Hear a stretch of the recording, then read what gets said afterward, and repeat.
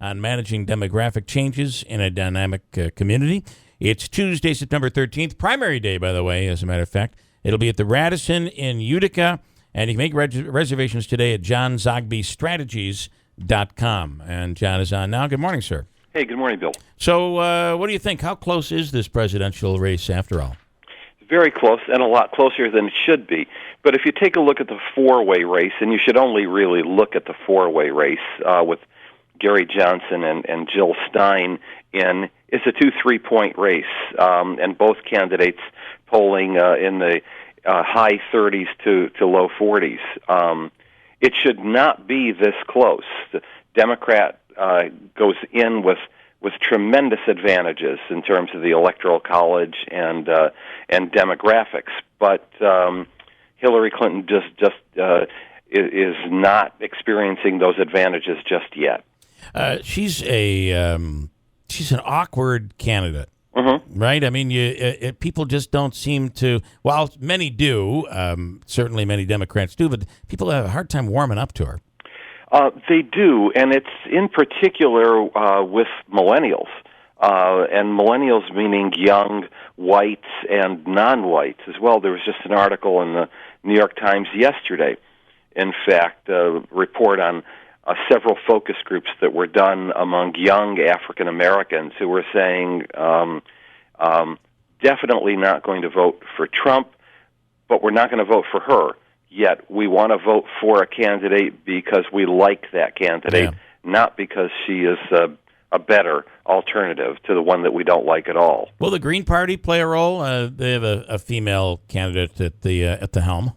Well, they could. Jill Stein is polling 3 to 5 percentage points. Probably will poll ultimately lower than that. But what the polls are revealing right now is that at least a third to 40% of Jill Stein's support comes off of out of Hillary's column.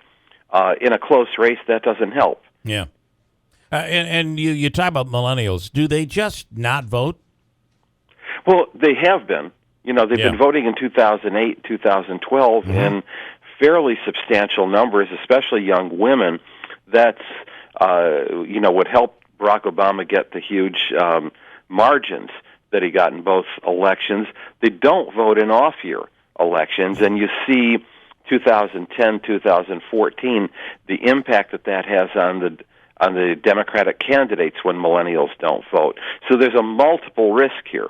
If they don't vote, it not only jeopardizes the White House, but it particularly hurts the down ballot races for the Senate and the House.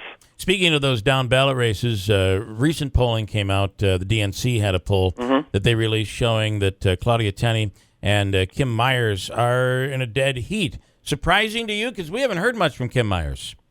No, we have not. And in the interest of full disclosure, I am supporting Martin Babinec. And so to comment on this race, my objectivity is a little to be questioned here. I've seen different polling that suggests really that it's not that close between Tenney and Myers, and that the three of them are well into the mix. Different polling. I spoke with somebody from the Babinec campaign last week that said their polling shows maybe that Tenney has a pretty decent lead, followed by Babinec, then followed by Myers. Who is almost in single digits, so maybe 12, 13%, something like that. A little higher than that, but that's the polling that I've seen as well, with Babinec in a solid second place. Would you agree anytime a campaign or a party puts out a poll, you have to look at it very carefully because, it could be slanted just a little bit? Not only do I believe that, I do that. Okay. All right, cool. All right. Thank you for the honesty, John Zogby. Appreciate that, John. I'm going to do it for a living one of these days. All right, John. Thanks so much.